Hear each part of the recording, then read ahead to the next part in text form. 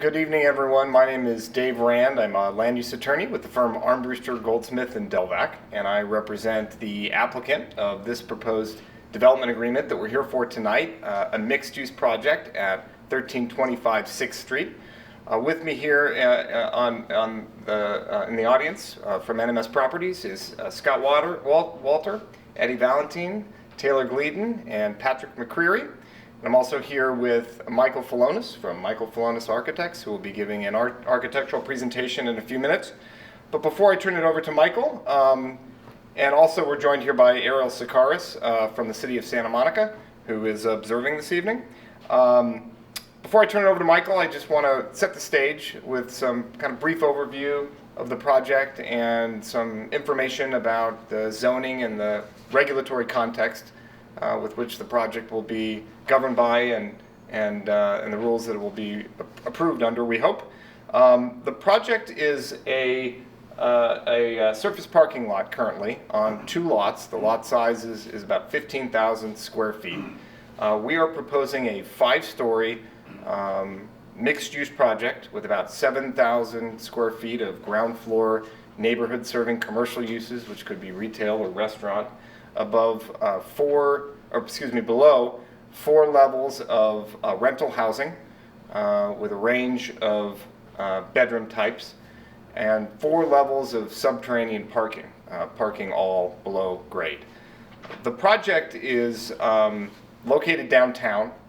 Currently, the downtown does not have current zoning regulations. The city adopted a comprehensive zoning update recently, but it omitted the downtown, and the regulatory framework for the downtown will be adopted with the new downtown community plan, hopefully sometime later this year.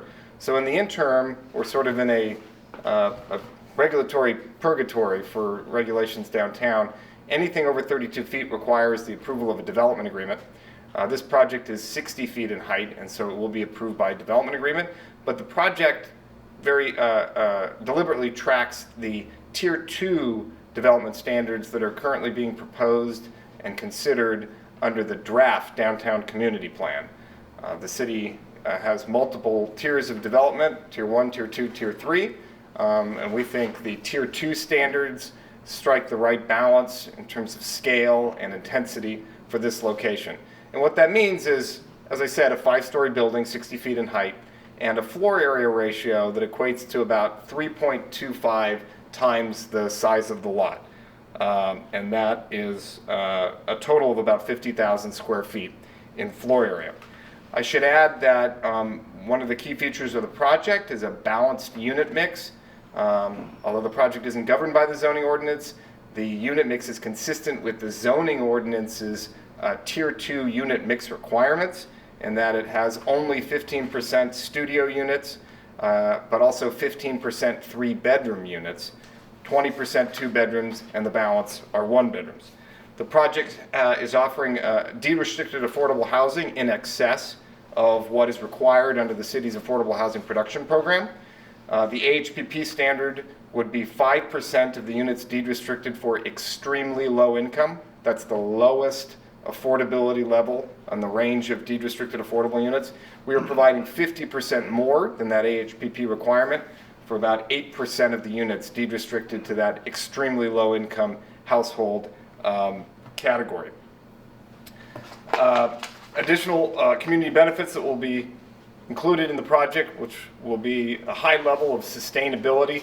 The project will seek to be extremely energy efficient, targeting 15% below current CalGreen standards, and the project will incorporate a number of water conservation features as well. The project will include a transportation demand management program with an emphasis on trip reduction from AVR targets and unbundled parking, and also bicycle parking in excess of what is required by code. We think this is a terrific project, an appropriately scaled project. It includes an extensive amount of ground floor open space, and as the architect who is incredibly skilled at designing buildings that not only look good from the street, but that also are quality units for the residents who live there in terms of access to light, air, and ventilation. the project hits all those important benchmarks as well. And so with that, I think it's a good time to turn it over to our architect, Mr. Michael Flores. Michael? Thank you, Dave. I'm going to probably be a little redundant about what Dave has said, but I think that some of these points are important to make. Ground level commercial, it's a 19-foot floor to floor height in the ground level commercial, so it's a nice open airy feeling, giving us opportunity for a wide range of tenants to be able to occupy and lease space. And you can see that the way we push the building back, both from the parking area to the south, which is the library, some of the library on grade parking, as well as from the street, 6th Street, pushed that back as well in order to give some more outdoor ground level space.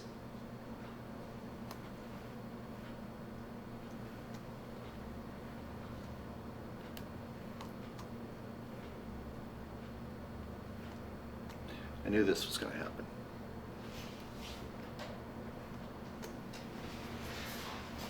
There we go. Just have to push the right button, that's all. The location is it's a really great location because it's got a lot of access to bus lines, 2 minutes away from a bus line, 10 minutes walk to the beach, 5-minute walk to the new Expo line, which will be open in May, and 3 minutes by car to the I-10 freeway. The building is we feel is nicely scaled at 59 feet. There's buildings that surround us that are, some of which are taller, some of which are 80 feet down to 38 feet.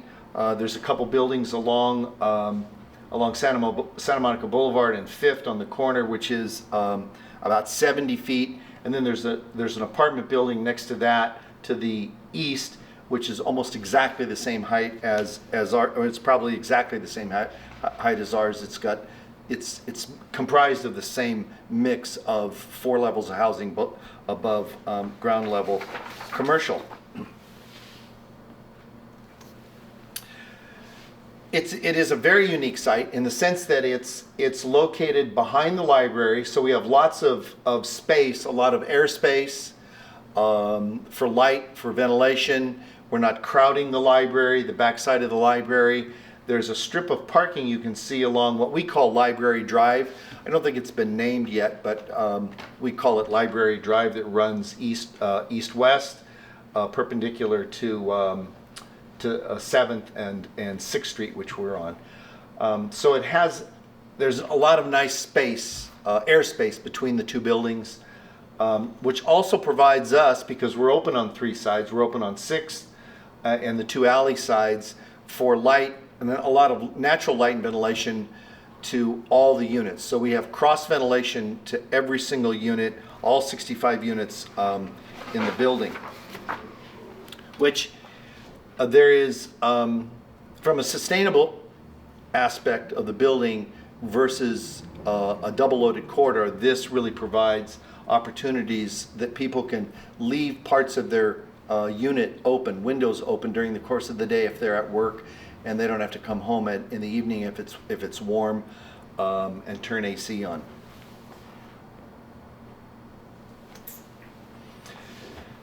Here you can see the ground floor plan is on the left. The demising wall that runs between these two commercial spaces is not fixed. This is just a kind of placeholder, so you can begin to see what the potential opportunities are to divide that space. It can be divided up under any number of ways. Unlike a building that is sandwiched between 2 existing buildings, this has the Library Drive open, so we could actually put some smaller leasable space down there should that be an option for the tenants. The back of house that's to the 6th Street Court is just dry utilities and fire exits and so forth.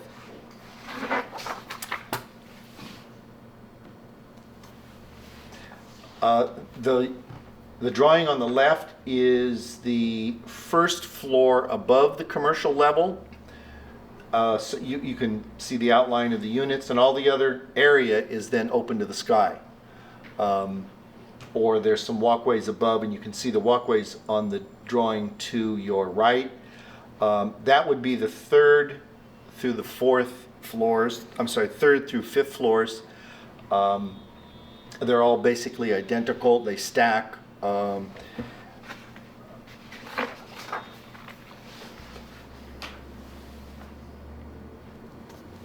then we can see the roof plan here. The small rectangular pieces, the darker elements on the roof are the photovoltaics. We're calculating those now to see if that's enough to take care of some of the public space and provide electricity for the public space.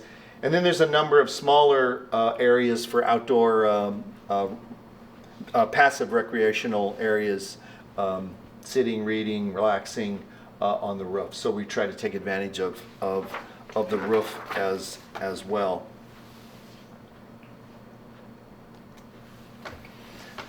The elevations, and this is the elevation looking north from what amounts to be the library. This is looking east from 6th Street, and you can start to see on the drawing, on the lower drawing, you can start to see part of the library to the right. This is the alley side, so we haven't forgot about the alley side, dealing with the alley as also an important elevation.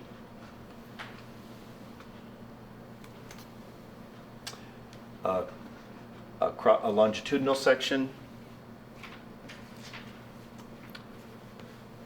a cross section,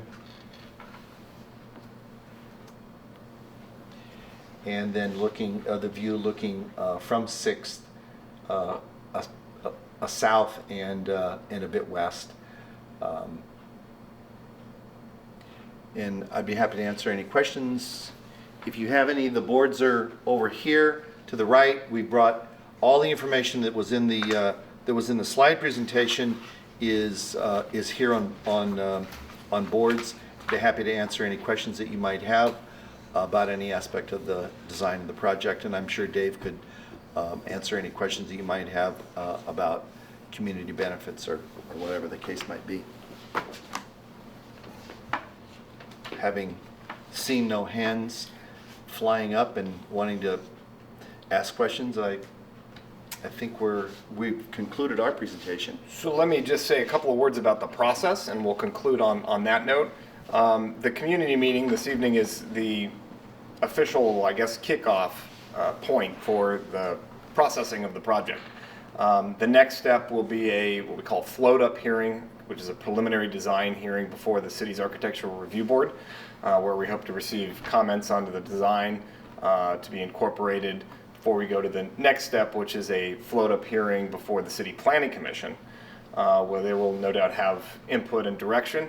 And after those comments are internalized and plans are potentially adjusted, the project will go back to the City Planning Commission for a formal recommendation on the development agreement, which, as I mentioned, is the main entitlement for this particular project. And the next and final step for the project approval is review and we hope approval by the Santa Monica City Council on the development agreement. And that entitles the project, grants the land use approval, and then the final step is the final design review before the city's Architectural Review Board, and then we go on to the building permit process, where the project will then hopefully get under construction. All told, we hope that the project will go through the process and get to the City Council sometime towards the end of this calendar year. And we're excited to move this project forward. We think it's got a great design, and we'll have a terrific community benefit package, and is the right fit and the right scale and the right design for this particular location in our downtown. So thank you all for coming. We appreciate it. We have one question. Oh, Just in case anybody happens to see this within the next few weeks, it might be worth noting the ARB meeting, the float-up meeting, March 21st, the date. Thank you, Mr. Sakaris. Good point. We actually have the next step scheduled. So our ARB float-up hearing will be on March 22nd at City Hall. 21st. Oh, I'm sorry, 21st, March 21st. Thank you, at City Hall for step 2 in our process. So thank you all for coming tonight. Most of you being paid and obligated to be here, but we appreciate it. Thank you.